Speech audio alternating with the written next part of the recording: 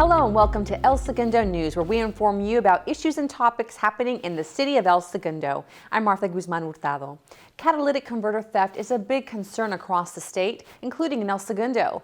El Segundo Police Department crime prevention analyst Dominique Alvarez tells us why. Catalytic converter theft is our #1 crime right now in El Segundo. For the month of January, we had about 20, and so far in February, we have about 10. People steal the converters because they contain precious metals such as platinum and palladium. When they take these converters and sell them, they can get up to $100 up to $1,000 for the converters, depending on the size. The first thing you can do is park in a well-lit area, park in areas where people most frequent. Also, if you want to invest in getting something to protect your catalytic converter, there's cages and also shields that you can install under your car. If your catalytic converter is stolen, call our non-emergency phone number, 310-524-2760. You'll be able to know if it's stolen by turning on your car, or it's going to sound like a motorcycle. Here's a list of frequently targeted vehicles. For more information, visit elsegundopd.org and read the crime update in the news section.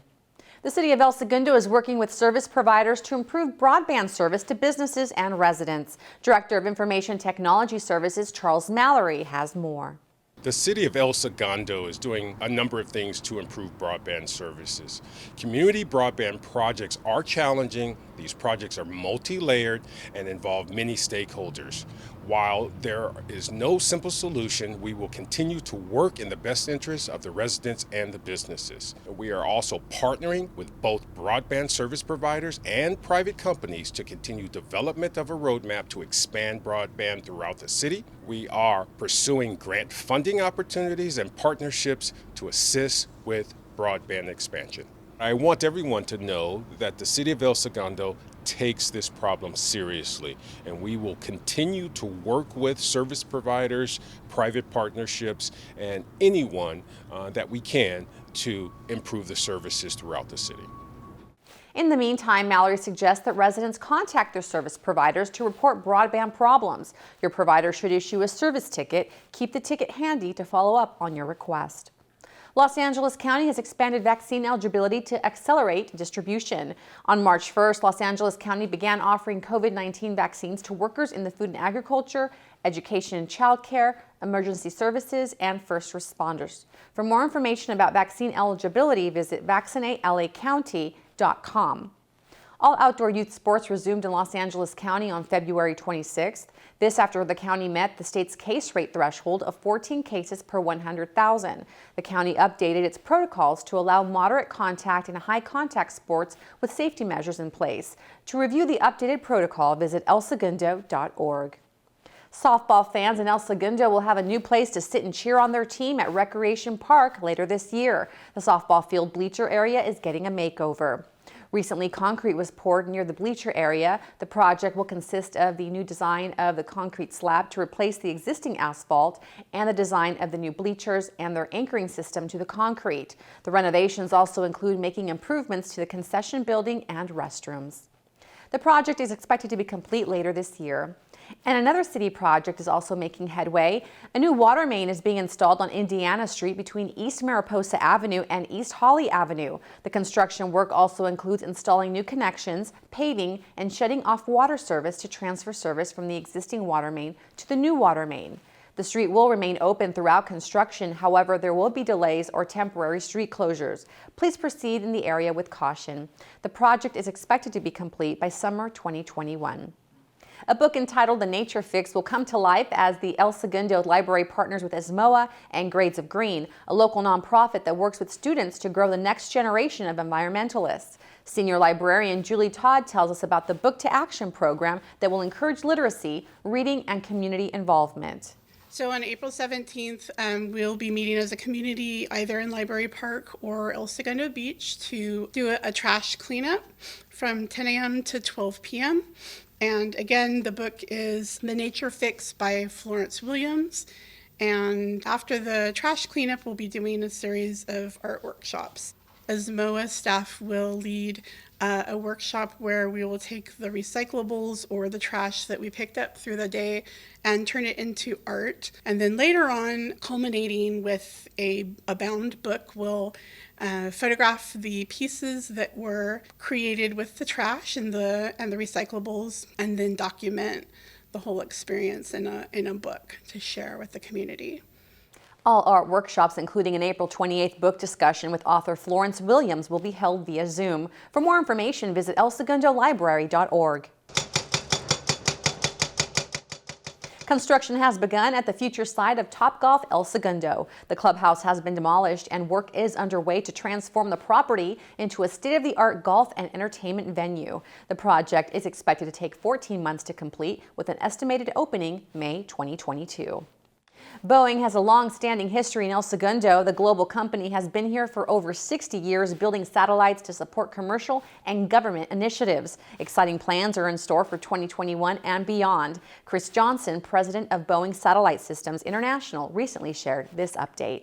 It's going to be a busy year at El Segundo from us building and delivering satellites. And so I mentioned, internet for the rest of the world, but we're building and we'll launch the first batch, so 3 satellites for a company called SES out of Luxembourg. And the program is called O3B, and it really stands for the other 3 billion. And so it's the other 3 billion around the world that aren't connected yet to the internet. And so this satellite constellation that we're going to build is going to support that other 3 billion to be connected. And so we're super excited about that. We're continuing to build satellites and push the cutting edge of technology. Right now I've got 16 different satellites that are in build for various customers around the world to whether it's add 5G capability into places or whether it's to bring connectivity to remote destinations that just weren't connected to the internet before. So that, designed, built, tested, and then, transported to a launch site to go up into orbit. Boeing recently announced that they are providing 6 more solar arrays for the International Space Station to enhance the laboratory's power supply. Speaking of space, the city's annual stargazing event will be socially distanced this year. Recreation Supervisor Ryan Delgado tells us more. Star Party is an annual event where we've gotten together with the South Bay Astronomical Society each year, and we've met up on the parking structure in Hilltop Park. The Astronomical Society has brought out telescopes for us to view the stars in years past. Obviously, due to COVID this year, we'll be celebrating distantly. We will be providing instructions on our website on how to make a telescope to allow you to see the moon. It won't be able to see some of the nebulas and things like that we've been able to pick out in the sky, but you'll get a nice visual of the moon with the instructions we provided. And it also allows you to kind of explore the South Bay at night in a safe way. We're encouraging people to go outside distantly and find a dark spot to look at the night sky, take some time with your family and friends, and just enjoy what we don't look up at very often. The Star Party is Friday, March 19th. For more information and instructions on how to make a telescope to view the stars, visit elsegundorec.parks.org.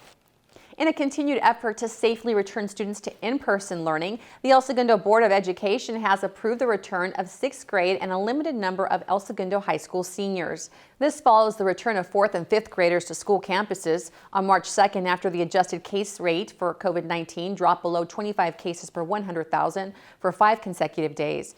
3rd graders returned to in-person instruction on Friday, February 19th. The district is discussing how to safely return grades 7 through 11 when allowed by the California Department of Public Health. For updates and return dates, visit elsegundousd.net. And high school seniors may still be attending school online, but soon they will have the opportunity to connect with classmates in person and on campus for safe and fun non-academic events to commemorate their senior year. On Monday, March 8th, an inflatable eagle, a drum line, and cheerleaders will greet students who will arrive at staggered times, stay in pods of 14, and participate in the events that will also help them bond after a year of separation during the pandemic. Temperature checks, mask wearing, and social distancing will be enforced. Director of Student Activities Robin Espinoza said this about the activities. After a year of uncertainty, El Segundo High School can once again serve as a place where students feel at home, if even for a brief time. My hope is that students continue to make memories and create bonds to hold onto as they approach graduation and the world beyond. We'll have the full story on the next El Segundo News Show. After nearly a year of being shut down due to the pandemic, the El Segundo High School boys and girls cross-country teams competed in a dual meet against West Torrance High School on Saturday, February 20th, under new county health safety protocols. The teams placed second, but Coach Marcos Bolaños tells us how the meet was a big win for students. The goal for our race this week was just to go have fun. And I said, I want to see as many smiles under those masks as possible. And so that's all we really wanted to do this week. It's called a rust buster. So just knock the rust off and let's get to work. So that's mission accomplished in that sense. The big one obviously is social distancing. So 6 feet is or more is the big one. Masks on pretty much the entire practice. The only time the mask can come off, it's optional for the runner, is if they are in really hard work. Hand sanitizing and lesson time together as well, and smaller pod groups. At this point, the kids are they're elated. And beyond just racing, the kids were actually, I think, more eager and happy just to kind of be back on campus. A lot of them yesterday when they came here, they're like, oh, I got goosebumps. It's like so crazy. It's weird being back on campus, and it was like kind of a foreign land for them.